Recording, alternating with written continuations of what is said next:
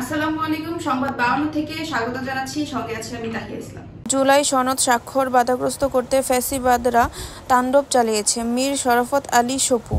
মোহাম্মদ হামিদুল ইসলাম Lincoln, Munshiganj পশ্চিম প্রতিনিধি। জুলাই সনদ স্বাক্ষরকে বাধাগ্রস্ত করার জন্য অপচেষ্টা চালিয়েছে ফ্যাসিবাদীরা, তবে তারা এতে ব্যর্থ হয়েছে এবং ভবিষ্যতে সফল হতে পারবে না, এমন মন্তব্য করেছেন বিএনপির কেন্দ্রীয় নির্বাহী কমিটির স্বেচ্ছাসেবক বিষয়ক সম্পাদক মীর শরাফত আলী সপু। শনিবার 18 অক্টোবর মুন্সিগঞ্জ শ্রীনগর উপজেলা সেলামত মাদ্রাসার প্রাঙ্গণে বিএনপির 31 দফা কর্মসূচির লিফলেট বিতরণ ও শিক্ষার্থীদের মাঝে কম্বল বিতরণ শেষে সাংবাদিকদের প্রশ্নের জবাবে তিনি এসব কথা বলেন। মীর শরাফত আলী সপু বলেন, জুলাই সনদে যারা স্বাক্ষর করেছেন তাদেরকে আন্তরিক ধন্যবাদ জানাই।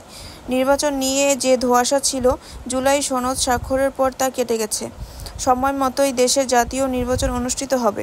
অনুষ্ঠানে উপস্থিত ছিলেন মুন্সিগঞ্জ জেলা বিএনপির আহ্বায়ক কমিটির সদস্য আওলাদ হোসেন উজ্জ্বল ও জসিম মোল্লা, বিএনপির নেতা নুরুজ্জামান শিকদার, জেলা যুব দলের যুগ্ম আহ্বায়ক মাসুদ রানা, মুন্সিগঞ্জ জেলা নারী ও শিশু অধিকার ফোরামের সাংগঠনিক সম্পাদক মাহমুদ হাসান ফাহাদ সহ বিএনপি ও অঙ্গ সংগঠনের নেতাকর্মীরা। মোহাম্মদ হামিদুল ইসলাম লিংকন, সংবাদ 52, 24 ঘন্টার খবর।